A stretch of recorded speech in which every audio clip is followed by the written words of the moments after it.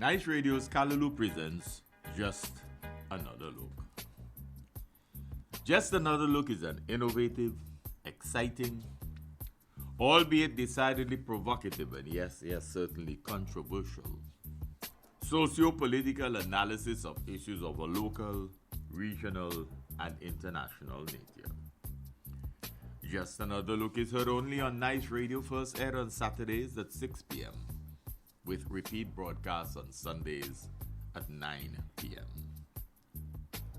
You can always catch us on the World Wide Web, www.niceradio.info. And remember, you can always catch us on Facebook and YouTube. I am, of course, Today, dear friends, is Saturday. It is the 4th day of September 2021. Welcome to another edition of Nice Radio's Kalulu presentation, Just Another Look.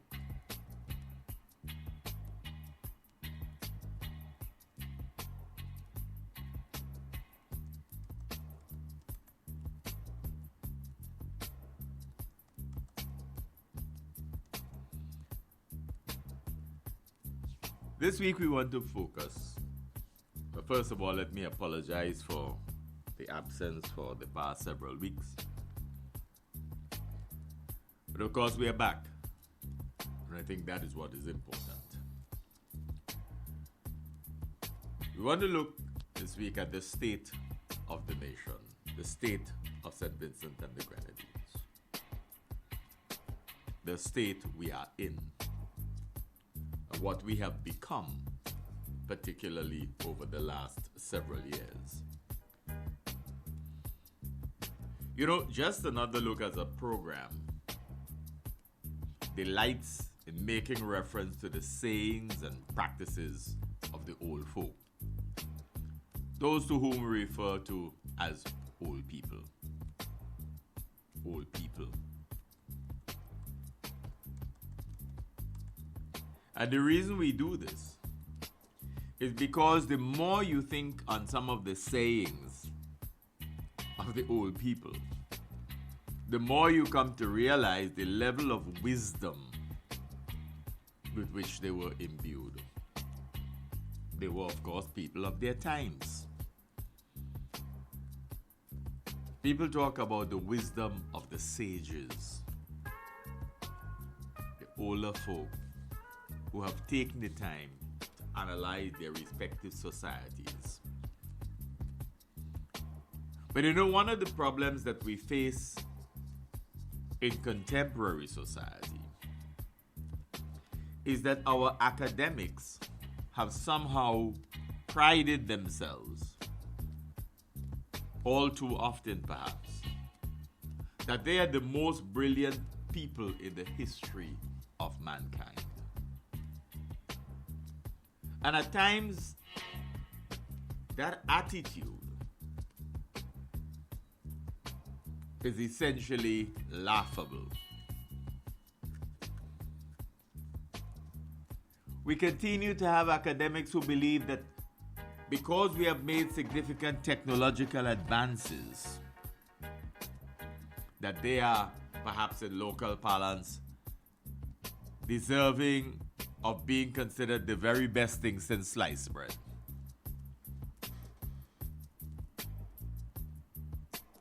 But what is the truth? What is the truth? One of the more popular sayings of old people, for example, has been, your mouth go put you in trouble. Remember that? Your mouth go put you in trouble. More often than not, they caution their children, be careful of the things you say because your mouth can put you in trouble. And of course, like most of the old people saying, contemporary individuals laugh it off. Your mouth will put you in trouble. Well, as it now stands, there are a number of people before the nation's courts as a result of the protestations that have been taking place more recently, who can safely now agree with the old people that your mouth could put you in trouble. The mouth may have well put them in trouble. Not that they were wrong in the things they said, but clearly the things they said or wrote or discussed apparently have been interpreted in a manner that allow them to be currently seen to be in trouble.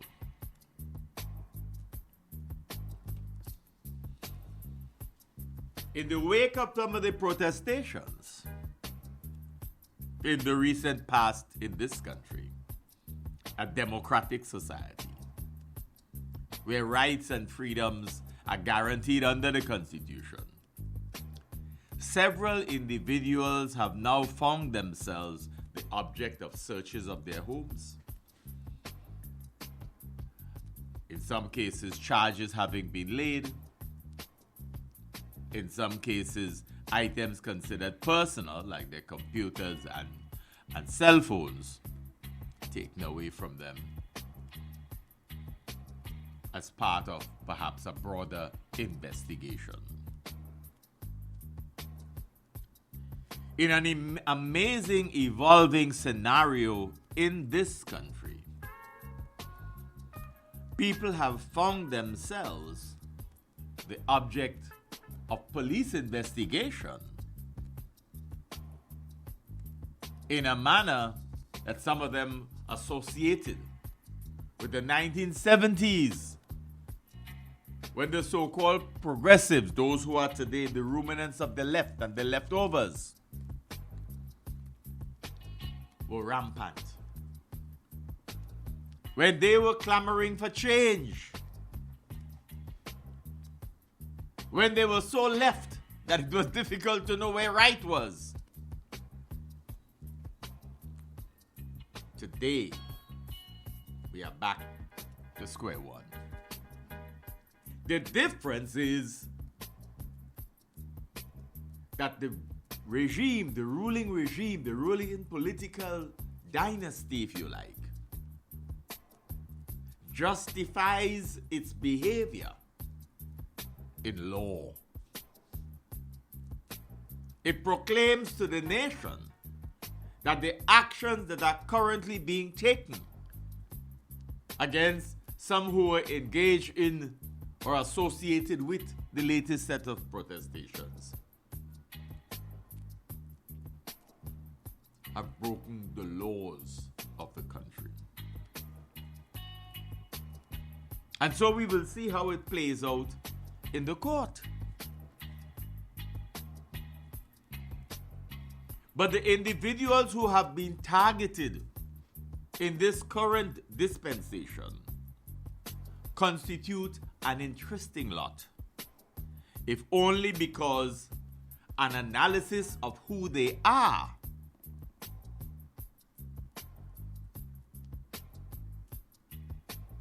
would seem to suggest that they have been consistent, that they have been persistent in their public declarations of their individual and independent conclusions regarding the state of St. Vincent and the Grenadines today. But it is not only they who have been writing and speaking about that. Individuals have taken to the media, penning letters to the editor, etc., voicing their opinions of where they see St. Vincent and the Grenadines today. And they do not have much good to say. And one wonders whether it is that the powers that be consider that all of those people have gone wacko, that all of those people have lost their marbles, that all of those people just don't like them. Just don't like them. And what we are seeing in Vincentian society today is a pitting of those who are the beneficiaries of the ULP political largesse, lining up against those who appear to be committed to the establishment and maintenance of genuine democracy. That is what we are seeing in Vincentian society today. It's your call.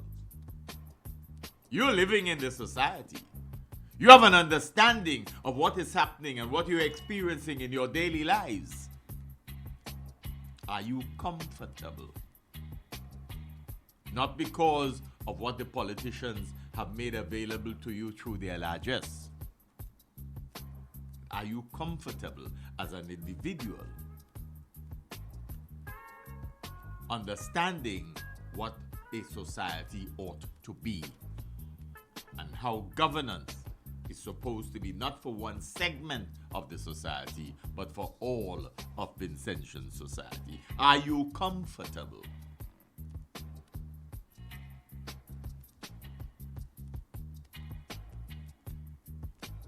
It appears, that those who have been recently targeted may have once thought that the constitutional rights and privileges enshrined in our Vincentian Constitution apply to them as much as it does to those who occupy the seats of government. And they may well be asking themselves, is that the case? Are they eligible to enjoy the rights and privileges enshrined in our Constitution as much as those who are supportive of the ruling regime?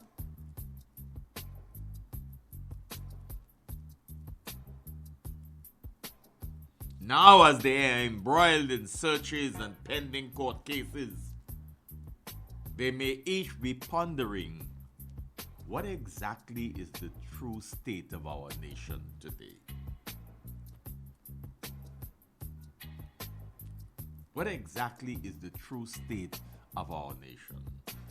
Is this a democratic society? Is this a society that is prepared to commit to acknowledging and adhering to the rights and privileges guaranteed and freedoms guaranteed Vincentians under our Constitution?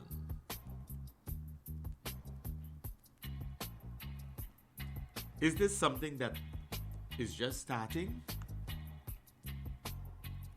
Or ought we not to remind ourselves of the history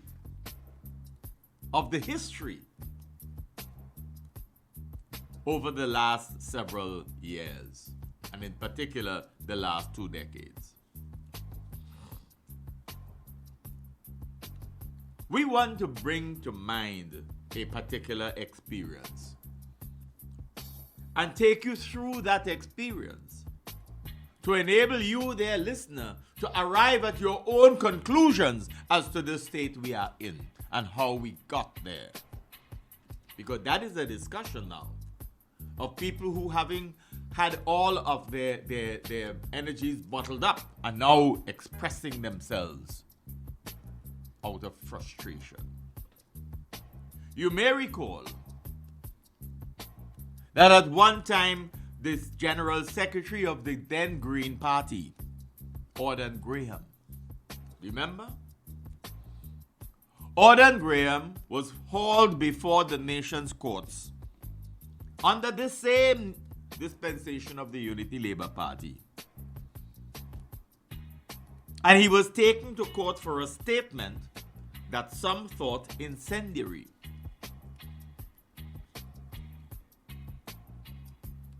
But the court eventually says no such thing, and they throw out the case. It is there for all to read and understand. On the 27th of August 2006, Graham was in a public forum at Buckerment 2006, August 2006. The Friends of the Tobago Keys. And you remember them? Adrian Fraser, Matthew, a whole lot of them. Matthew Thomas and some others. The Friends of the Tobago Keys came together as a grouping because they felt that our patrimony was being given away, whittled away. So they rose up in defense of our independence, in defense of the motherland, in defense of our patrimony. They wanted to ensure that Vincentians maintained control of the Tobago Keys. Because at the time in the air, there was a discussion that it may have been handed over to another concern. And they talked about the importance of our patrimony. So they held this public forum in Buckerman. And they were bringing alongside the arguments for the Tobago Keys the importance of the patrimony, the land owned and controlled by the farmers in Buckerman. Interesting, 2006. At the same farmer's land that we recently bought off, right? You remember that issue? Recently? Because the arrangement that we're making apparently with Sandals may well want more land, access to more land. So the government buy it from the farmers, ostensibly to sell it to Sandals. That's the same issue, you know, that was being discussed in 2006. In 2020, 2021, it resurfaced. And you heard Jomo Thomas and others rising to the defense of the farmers and says, why are you desirous of taking these lands? Here on Just Another Look, we ask, why didn't you lease the land? So that the farmers could continue to benefit from ongoing income, even though the land was being occupied by the Sandals Resort. But why were you anxious to sell this nation's patrimony? What's the difference between the price you paid the farmers, which you considered market value, and the price at which that same land is going to be sold to Sandals? But at the public forum on the 27th of August 2006, Graham said, and we quote, Ralph Gonzalez feels he is the only man with savvy in this country. We have to reverse this trend. If we do not reverse this trend in this country, you know what would happen here? Question, you know what would happen here? Blood would run on the streets of this country. End of quote.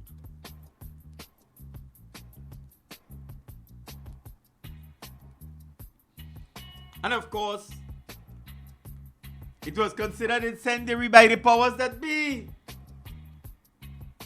And Ordan Graham was hauled before the nation's court. But later that year, on Friday the 1st of December 2006, on its website, the Green Party carried a headline, Ordan Graham innocent. Ordan Graham innocent. And it said in part, the St. Vincent and the Grenadines Green Party and its General Secretary Ordan Graham scored a landmark victory when Graham, who was accused of using seditious words at a public forum, walked away free.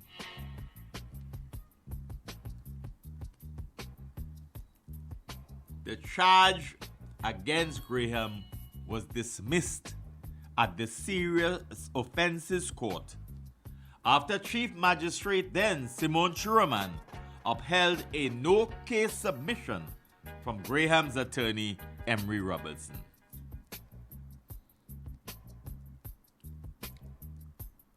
The statement read in part, Magistrate Sherman concluded, quote, to rule that the words blood would run in this country, in the context in which it was used, constitutes sedition, it would, in the court's opinion, be to strangle the doctrine of free speech.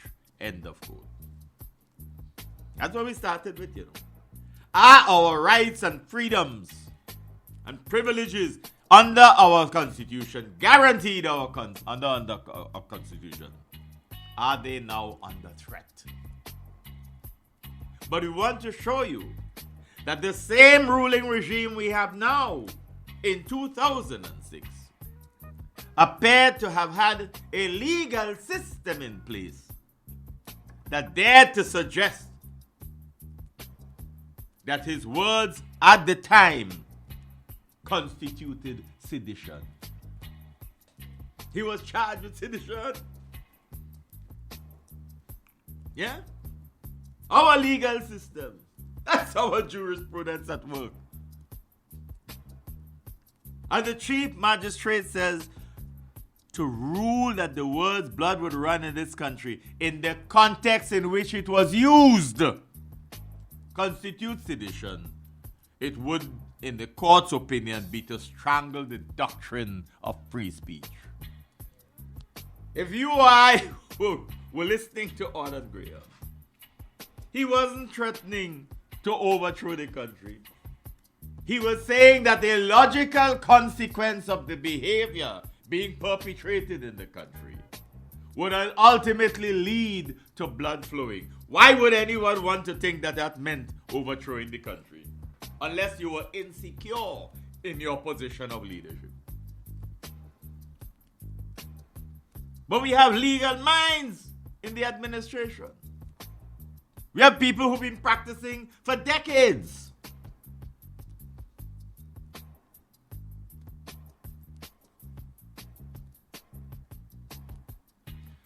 But it didn't surprise us. That ruling was carried in the SVG, on the SVG Green Party website on the 1st of December 2006. 7 days later, the Searchlight newspaper, in an online piece, dated 8 December 2006, carried the headline, quote, DPP, meaning the Director of Public Prosecutions, appeals ruling in Graham sedition case. The Director of Public Prosecutions, Colin Williams,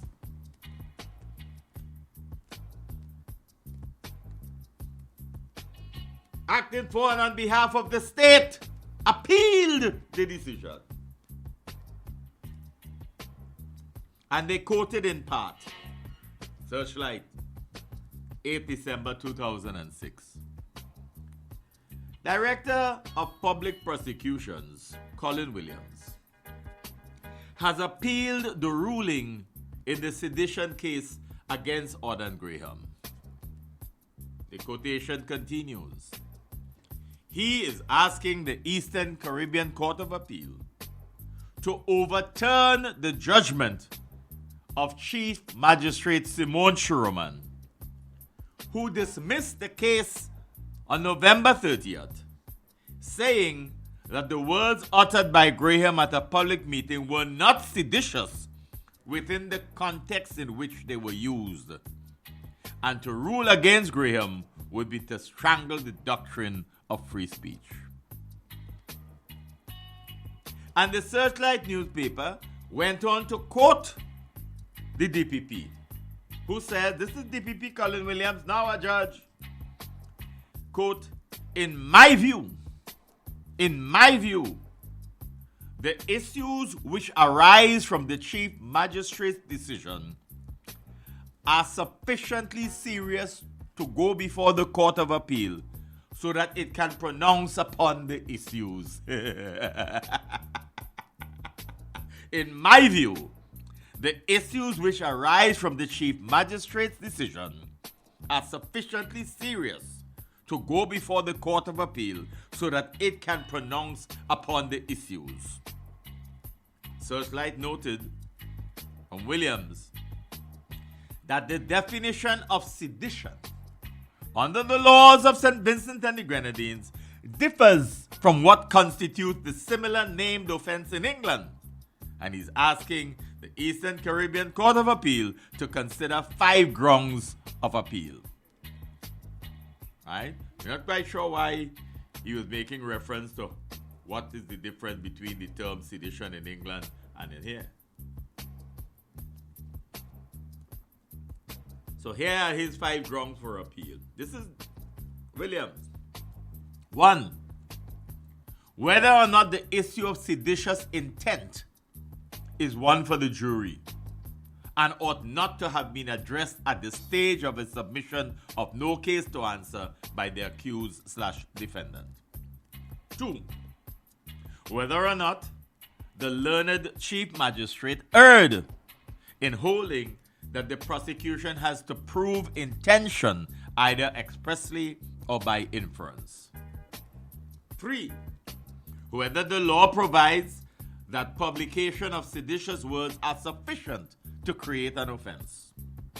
4.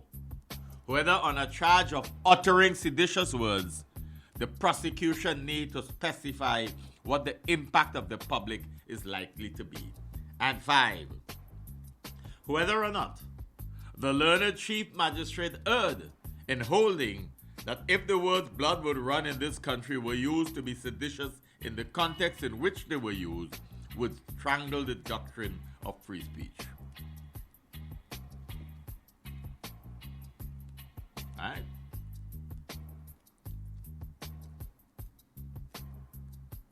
So that was the basis on which he was attempting to suggest he had grounds for appeal.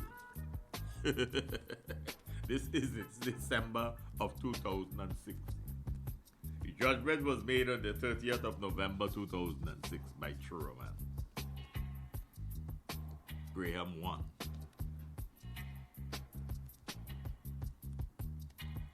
Eight days later, the DPP is being referenced by Searchlight as going to the Court of Appeal. Well, interestingly, 1 year later, Searchlight on the 7th of December 2007, the headline, Green Party deputy wins the appeal. That's the headline. Green Party deputy wins appeal. In other words, we could have put the headline another way. DPP loses appeal. DPP Colin Williams loses appeal. That's essentially what it says, because it says Green Party wins. Green Party deputy wins. And in that document, dated 7 December 2007, 1 year later, this is what the Searchlight is quoted as saying. They haven't changed their policy and blood has been running. If you read the entire speech that I did, I specifically said that crime will increase, and it has since that time.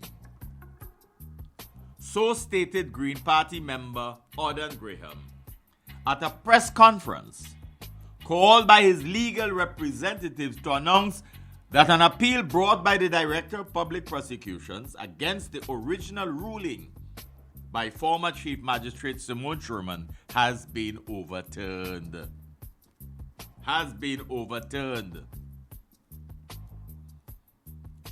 Her decision was upheld by appeal judges Dennis Barrow, Olame Edwards, and Errol Thomas.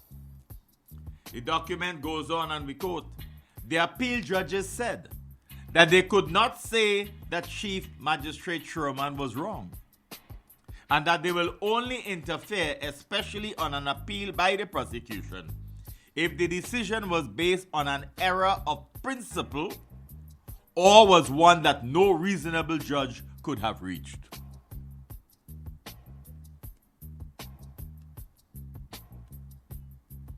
Yeah? So, the Searchlight article then says, quote, Graham said that the ruling by the appeal court not only secures a victory for him, but for the preservation of democracy in St. Vincent and the Grenadines. But for the preservation of democracy in St. Vincent and the Grenadines. This is 2006 we're talking about, 2006 and 2007. Democracy was perceived by the members of the Green Party and by many who supported Graham that it was a test in democracy in St. Vincent and the Grenadines. It was a test of our legal system in St. Vincent and the Grenadines. It was a test of our legal system in the OECS. This is 2006. Graham says, and we quote, I hope that this victory serves as a lesson to the powers that be. I don't know if they, the government, are going to carry this any further, but we are willing to go all the way. I hope that this victory serves as a lesson to the powers that be. 15 years ago, when you see what is happening now, could you answer that question? Has it served as a lesson to the powers that be in respect of the preservation of democracy in St. Vincent and the Grenadines? You, dear listener, you be the judge. Nobody can make that call for you. You be the judge. 15 years ago, after winning the case and winning the appeal against that was brought by the Director of Public Prosecution, Colin Williams, or that Graham says, I hope that this victory serves as a lesson to the powers that be. Yeah? The same Searchlight article refers to counsel for Graham, Emery Robertson, as having said that the decision is expected to make legal history and would be referred to in court in years to come after all parties are gone.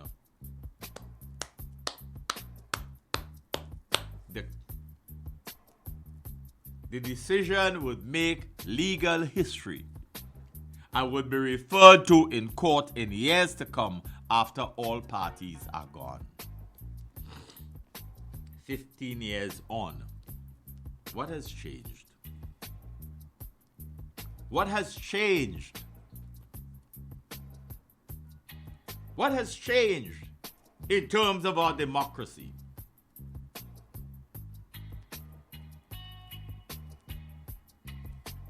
You know, it's important to read the words from the Searchlight in respect of what Emery Robertson said at that time. He went on to say, Mr. Graham has been targeted as a common criminal.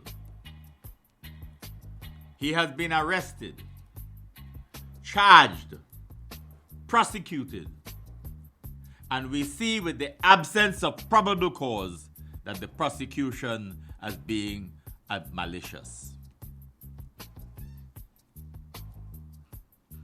Mr. Graham was subjected to reporting to the Calico police station weekly on Wednesdays between 6 and 9 p.m. So there is a transportation cost which was incurred. And perhaps one of the most ludicrous things is that one of the officers he had to report to was a policeman who was subsequently charged with double murder. That's Emery Robertson talking after winning the appeal. Yeah? He was saying Look at the state of St. Vincent and the Grenadines.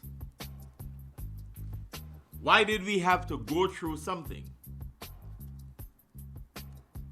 that allowed us? We weren't satisfied with the results. That's what we have in this country. Yes, the democratic process and the legal process allow for appeals. But sometimes when you look at appeals, you consider them decidedly frivolous. Sometimes you may very well consider it a waste of the court's time and a waste of financial resources,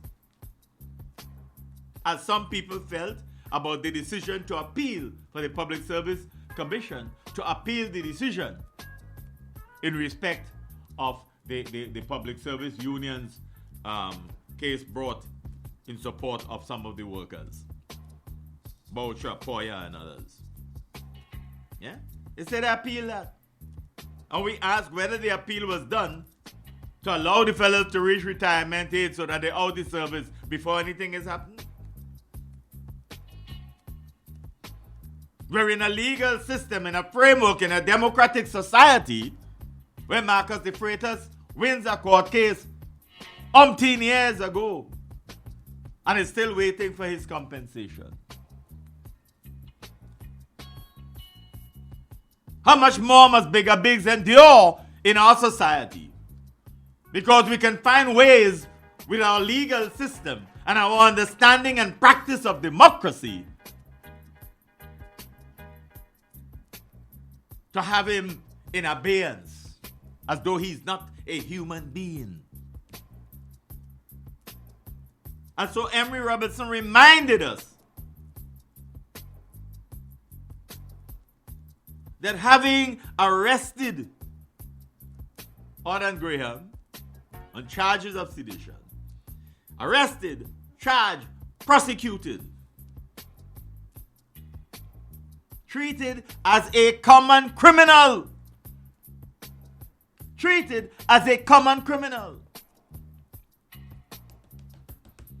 This is how we're going in. This is 15 years ago. What has changed? Dear listener, what has changed in Vincentian society?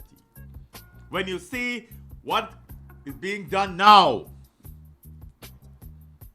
whether it is Adriana King or Colin Graham or Ty, what has changed really? What has changed?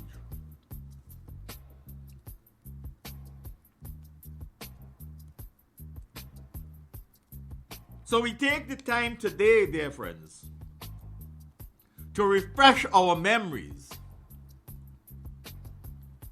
of a pathway, of a trend that we saw 15 years ago.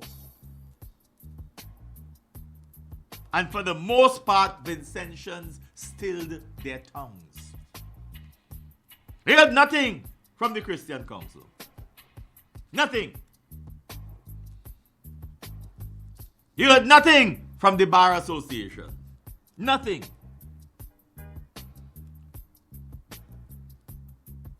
Remember how many years we kept the issue of Sammy Meboy on this program. We're friends of Sammy Meboy. And others were chastising the host of Just Another Look. Why are you going after that? He's a lawyer. What he would do and what wouldn't do to you. How many years did it take for us to get the message across that legal action needed to be taken against Sammy Meboy? And eventually, he got a slap on the wrist. This is our legal jurisprudence.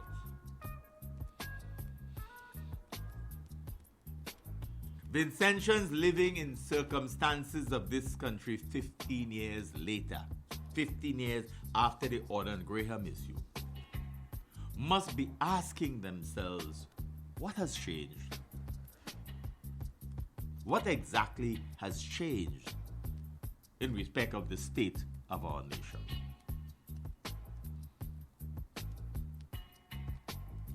Are we right to ask what is the state of our jurisprudence? Are we likely to ask, and may we ask, whether or not our legal system is becoming some sort of political plaything?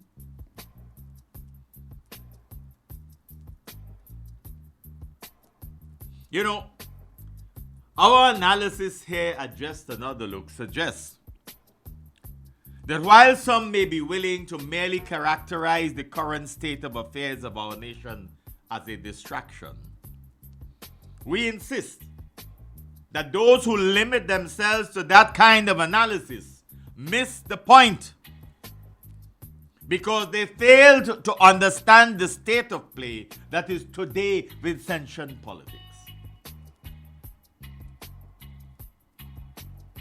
It is important that we not delude ourselves into believing that it is merely a distraction. It is a way of behaving that is becoming part and parcel of the Vincentian culture.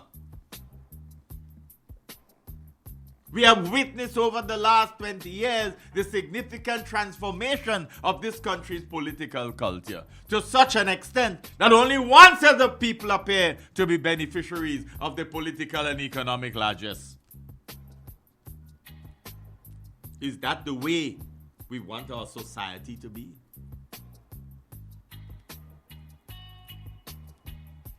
Auden Graham was far more perceptive in his analysis of St. Vincent and the Grenadines in 2006 when he made his statement. He was looking down the road and he was saying, if we continue behaving this way with regard to our patrimony, the Tobago Keys, the lands of farmers at Buchanan,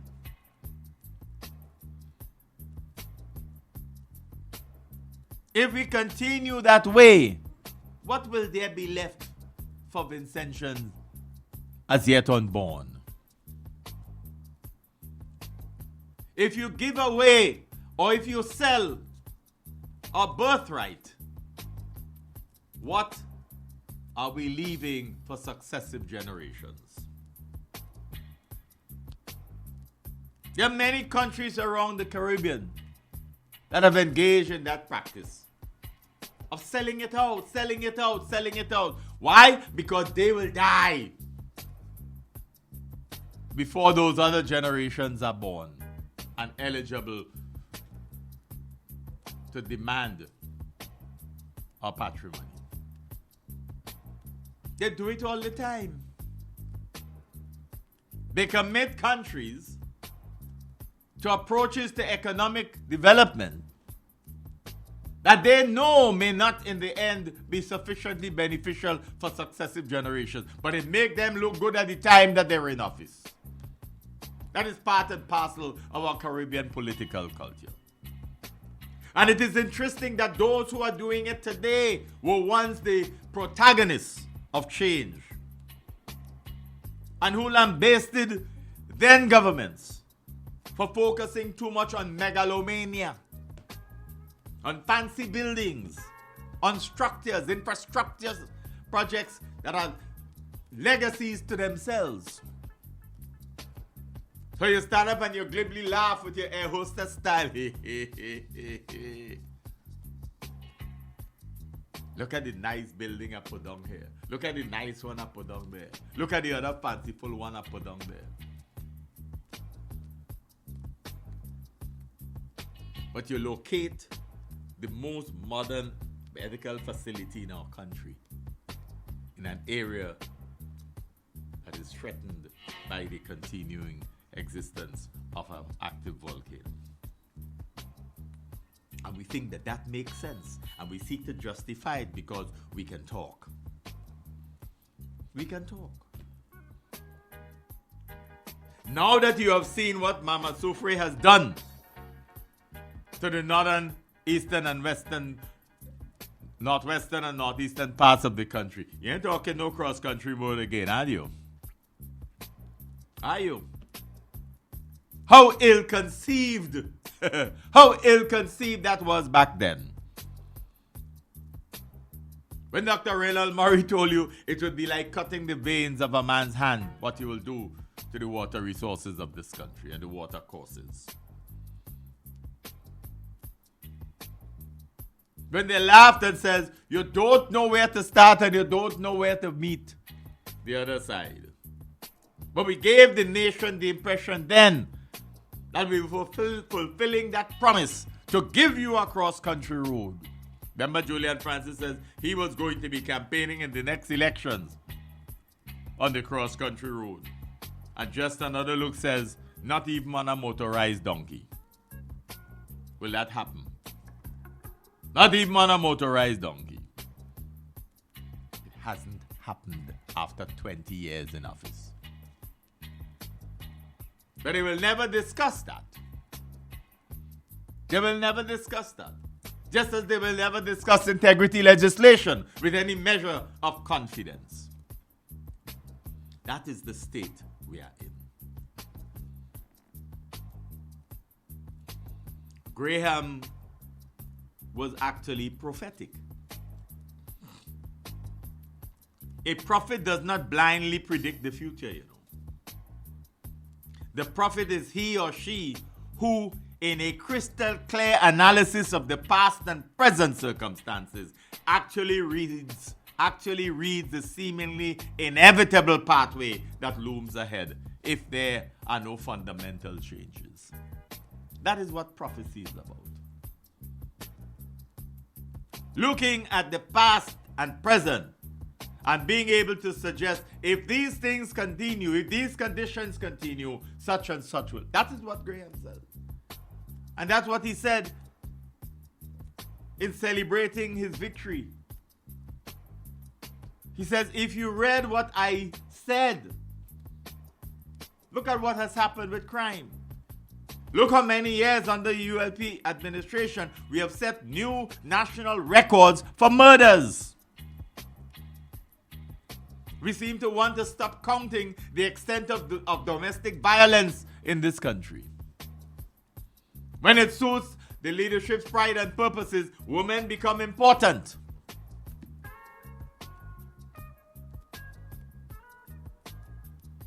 But we're not discussing really the incidents of rape and incest in this country in a manner that allows you to feel that it is on the front burner of our consciousness, of our legal system, our society. The fact is that the current political leadership in this country has been the beneficiary of street protests. So much so that they seemed at one point to give the impression that they were the owners, the custodians of street protests. All because of the success of the street protests in April, May 2000, which at the time of its occurrence was not projected as a ULP event. Right? We say it appears as though the politics always below, somewhere there, but never in the forefront. Teachers Union, Fitzjones, where is he today? Trade Union Congress, Fitzjones, where is he today? Where is that organization, by the way? Where is that organization, the Trade Union Congress? The current administration was the beneficiary of street protests. Vincentian saw then, in April, May 2000, the machinations of trade unions and omnibus owners and operators intertwined with political players that led to the creation of an entity labeled the Organization in Defense of Democracy. Where is that today? Happily, just another look prophetically labeled it the odd thing. And the odd thing disappeared faster than Miss Janie Fire.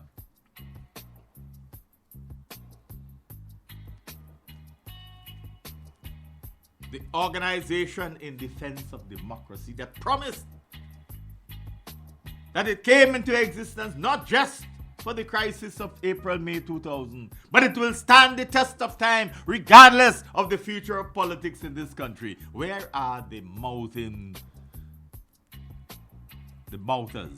of that organization today? Hiding in corners of this radio program, that radio program, this newspaper, that newspaper. That's where they are. Ruminants of the left and the leftovers. That's them. They could not sustain the organization in the years of being progressive. They became a lost cause in the politics of the nation.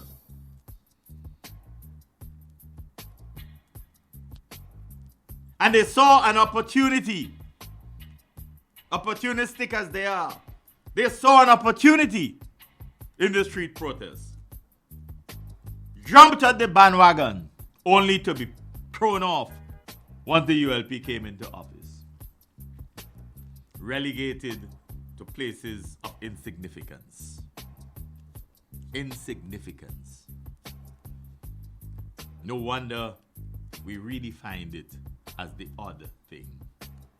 A label and redefinition that, given its short lifespan, appears in hindsight to have been most apt. The Unity Labour Party won the elections of 2001.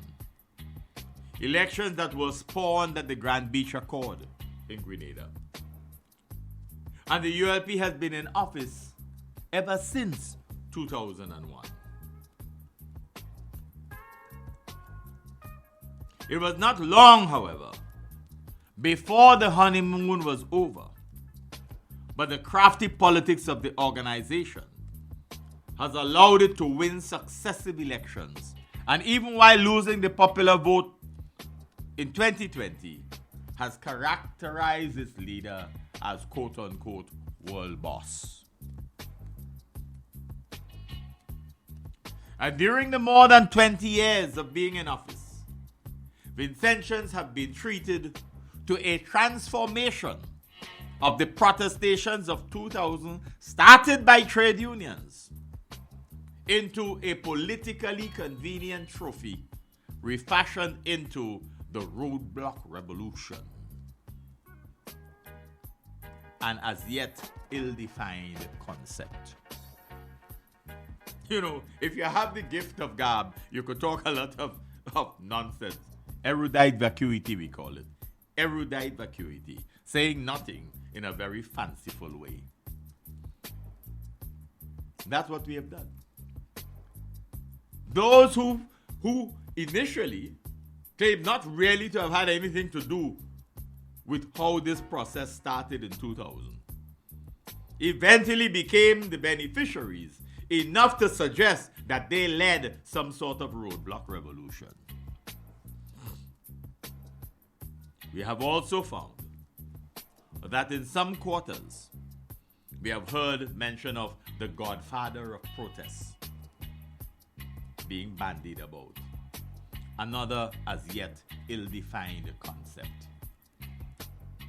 Not surprising, therefore, when Animusis stood his ground in Parliament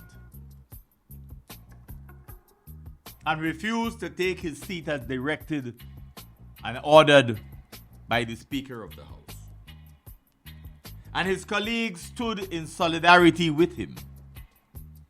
What was the reaction? What was the reaction?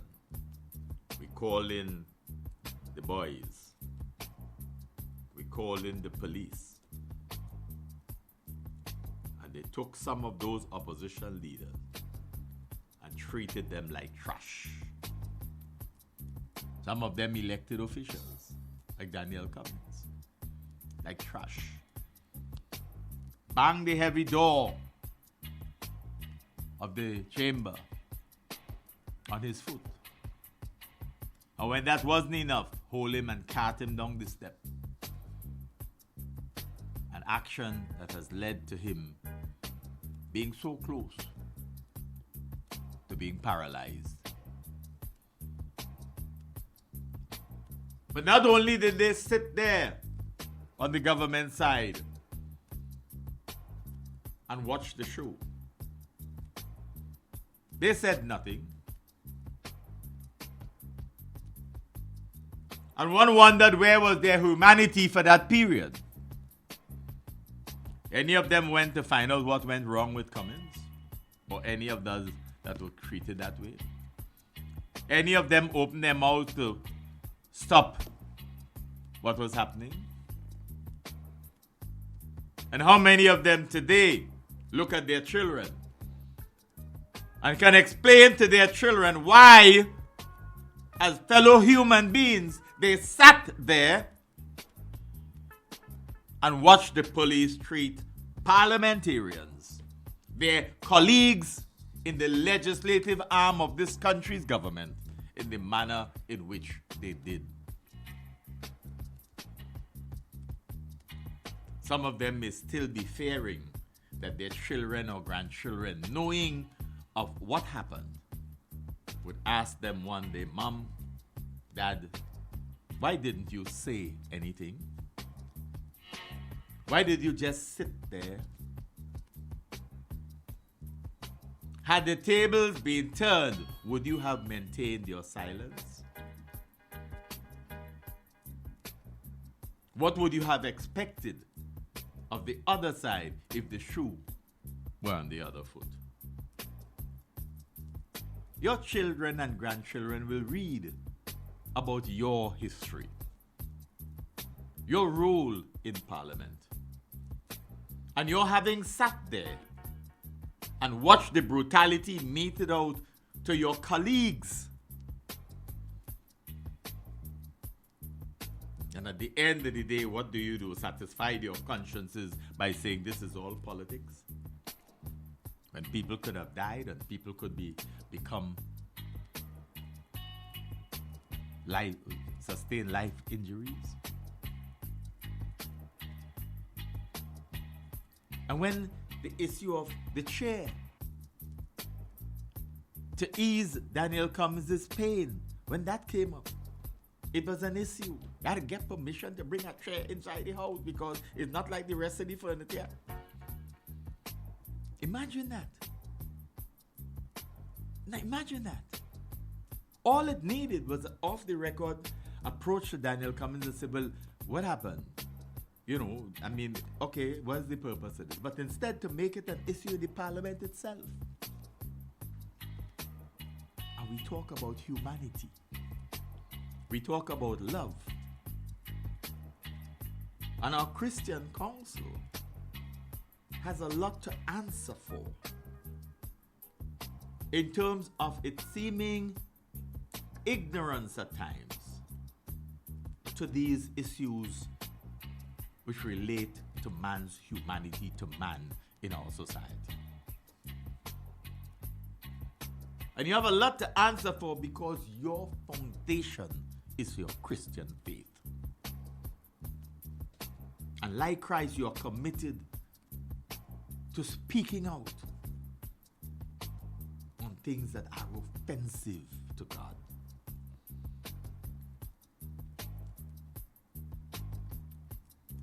Fast track, dear friends, to 2021. To today in our society. And the leader of the opposition, Godwin Friday, stood his ground. You remember? When he found himself having to shout across the floor to tell the Prime Minister and leader of government business, sit down. You feel you're a bad boy or what? And it must have irked the Prime Minister and his colleagues that within short order, it not only was all over social media, but it was in all sorts of rhythmic formats. Soca, reggae, what have you. Sit down. You feel you're a bad boy or what? Sit down. You feel you're a bad boy or what? Just sit down. Yeah? It must have irked you. But it should also have told you the mood of the people of the country when the boys on the ground Because at one stage, you used to talk about groundings with your brothers, like if you were Walter Rodney, you're on the ground. Well, if you're on the ground, then that would have hurt you. The speed with which people on the ground were able to take it, put it into rhythmic patterns, and have it all over social media. That should have told you an ominous tale about the state of play of your popularity in St. Vincent and the Grenadines. You see, in closing the debate, however, the Prime Minister may well have been seeking to get back, because we then heard the little thing about, you try it, you try that, you try it now, you try that, and that sort of thing in the House. So we knew, dear friends, that protests were coming. Protests are part of any democratic society. You have seen it in the murder of George Floyd. The most unlikely of candidates have become the image associated with a cause that was much, much, much, much bigger than him. And we see it in society. Just Another Look has always articulated a position that it appears as though Ralph Gonsalves may well have been obsessed with a martyrdom syndrome. But what is happening now with the protest action? It may be that the police are out front. It may be that all other people and party members, etc., may be out front articulating all kinds of positions. At the end of the day, bro, you know that the people will place it on you. You know that. Because you have led a political life and crafted a political legacy that suggests that the prime minister is about you. That is why people often talk about hubristic politics and associated with you and your style of politics. Because they've come to realize that it's not just that people may say that it is about you. They feel that you have crafted that legacy either deliberately or by chance, where everything seems to revolve around you. Perhaps because you see prime as being first. But prime doesn't necessarily mean only. But we have, in the Caribbean, crafted a political culture that promotes maximum leadership. That's why we talked about whether you put a stone once the party leader is carrying the party. Well, we'll see. We can say the protests of the very recent past has thrown the ruling Unity Labour Party and its leadership and the leadership of government into relative chaos. For one thing, the ULP's maximum leader, Ralph Gonsalves, may well have hubristically convinced himself in the land of political bewilderment that there is no one or no organization that could organize street protests in any serious manner during his tenure as the nation's prime minister. But now we remember, now we have the police reminding people, you can't come within 200 feet of this, or 200 yards of this, or 200 whatever of this. Now we're telling people, you could march over so, you could have meeting over so, you could protest over so.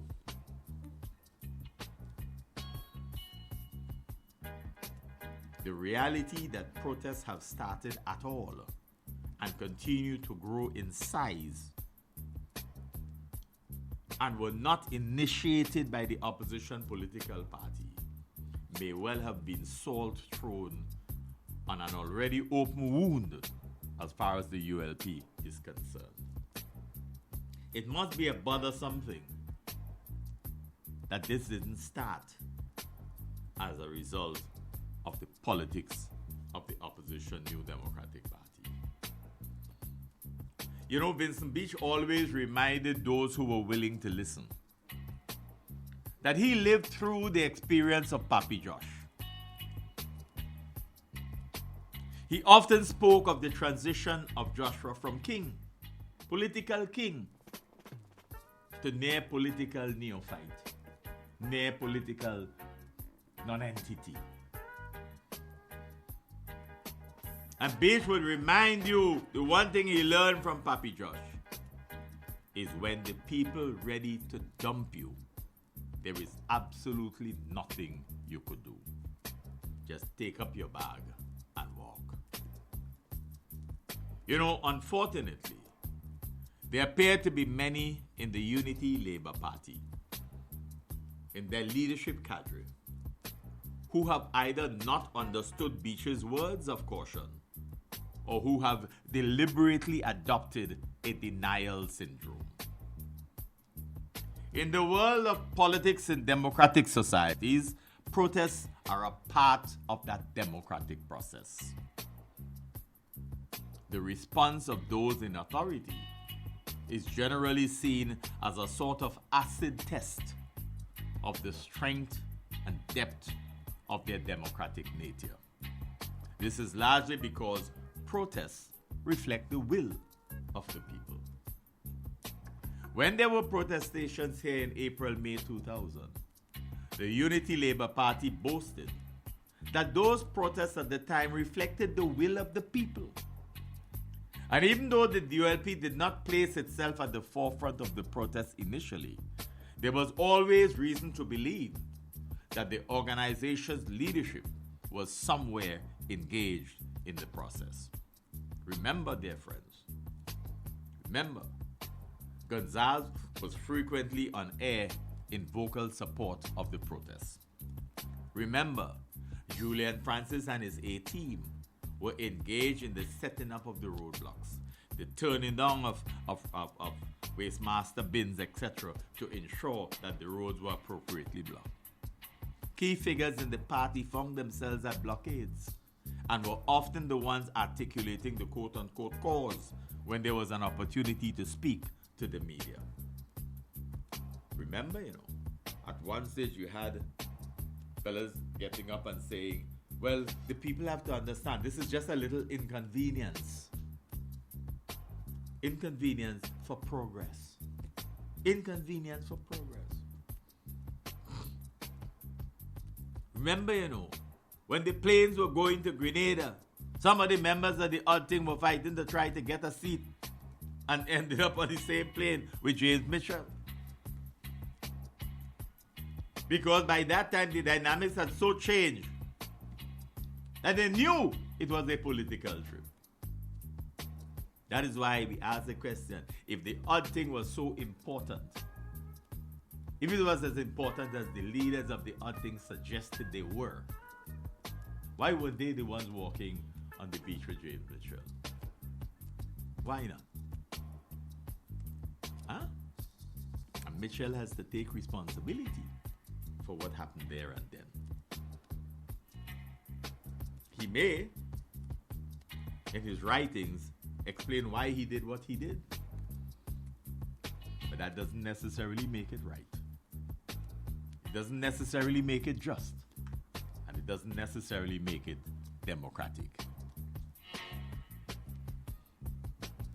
Prime Minister Mitchell virtually allowed the protesters to take their course of action without seeking to put the security forces on the attack.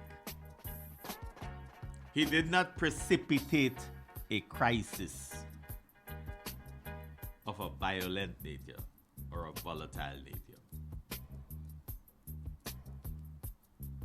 There's no need for violence. There's no need for violence.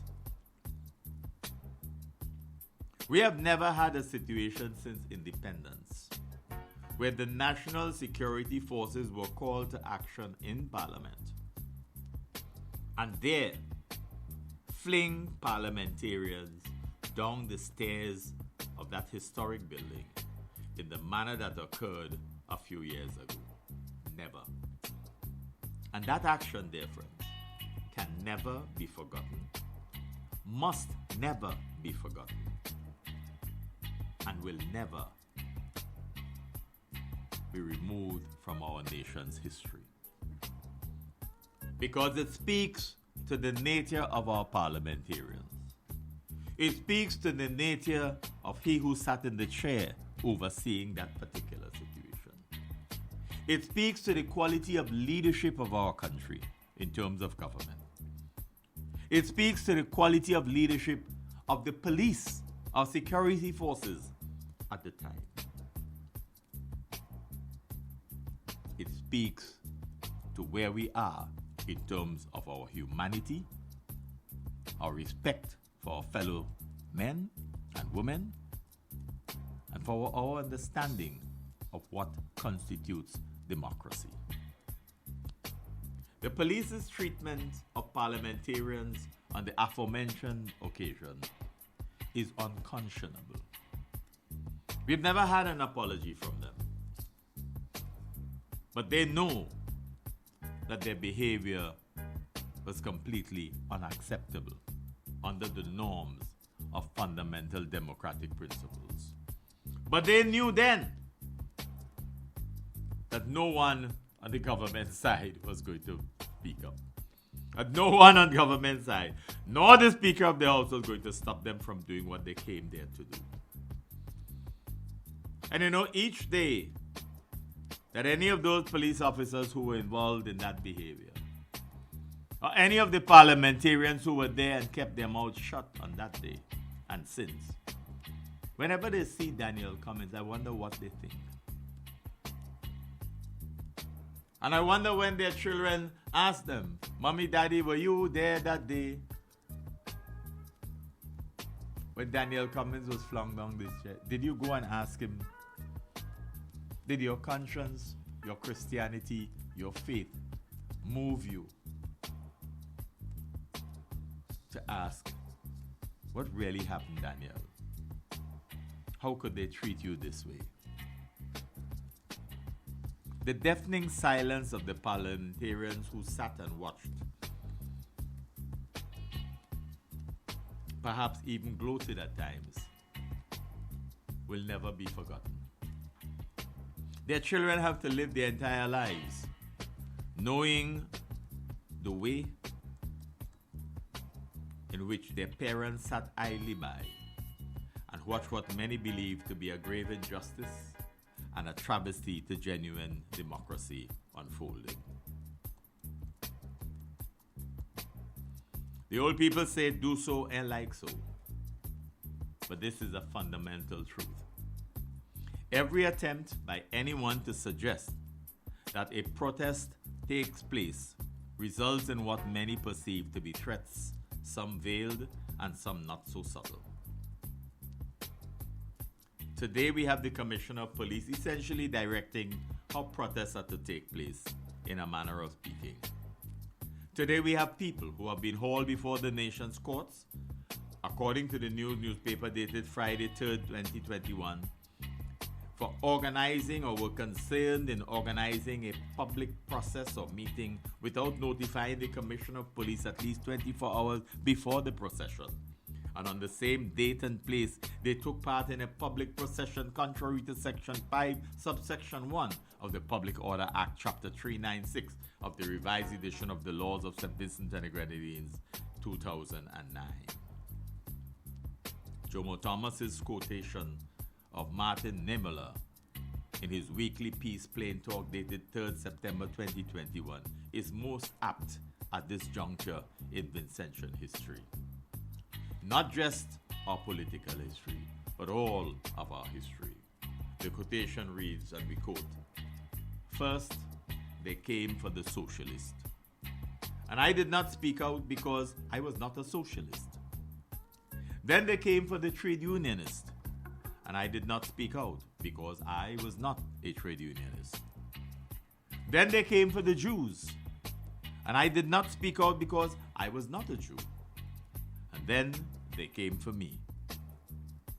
And there was no one left to speak for me. End of quote.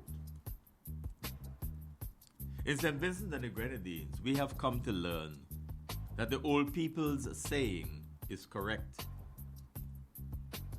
In the new dispensation promised by the ULP in its 2001 manifesto, your mouth could easily put you in trouble. In the early days of ULP governance, we saw the precise nature of what was to become the several promises. You remember some of them? Consultative democracy. Where is that? Integrity legislation. The social contract with civil society. The war on crime, especially white-collar crime. Whatever happened to these, which are just a few? We constructed an international airport much to the satisfaction of all of this country, regardless of party affiliation or what was said and not said. All that was asked by the opposition was to provide accountability for the monies spent. Well, dear listeners, you know the answer to that. While boasting of the single largest capital project organized in the history of this country, Vincentians taxpayers are still asking for full accountability. Will they ever get it? Nice, man. Nice. But today, the majority of the trade unions have been emasculated and exposed for what they now stand by the current trade unions that are loyal to their mandates and their eager defense of the rights and civil liberties of their membership. Martin Niemöller was making the point that when a people sit and allow themselves to behave as though they're mountain in the mumma, there is only one possible outcome. And that is, then they came for me, and there was no one left to speak for me. In the days of the struggle, when some claimed to have been beaten on the anvil of history, it was commonplace to have it said, how many more? How many more? Today, the answer to that question, how many more, comes back rather hauntingly. The answer is, as many as are opposed to me, as many as dare oppose me. Just Another Look has, for the past several years, in one analysis after another, consistently declared that history will not absolve those responsible for what St. Vincent and the Grenadines has become. Who would have thought that this Hairuna, this land of the blessed, would have ever witnessed parliamentarians throw down the steps of Parliament, home to the nation's legislature, the lawmaking body of the country, simply for taking a stand in the halls of Parliament? Yet, dear listeners, that is precisely what happened, and the voices of the masses were stilled. Who would ever have thought that the political leadership of our country would dare to label people unschooled and untutored, dishonest and malignant, minority wrong, possessive of a sort of learned helplessness, and the lowest common denominator? Yet here again, that is precisely what has happened, and the voices of the masses remain stilled. Vincentians who have long known Dr. Adrian Fraser and Bassett Alexander have had to contend with them being referred to in the most derogatory of terms, and yet again, the masses' voices were stilled. Today, dear friends, Just Another Look asks, how much more? How much more? And we say, as Niemöller says, then they came for me, and there was no one left to speak for me. Today, dear friends, as we always do, we remind you of the disappearance of two aircrafts in our airspace. And today, the 4th of September 2021,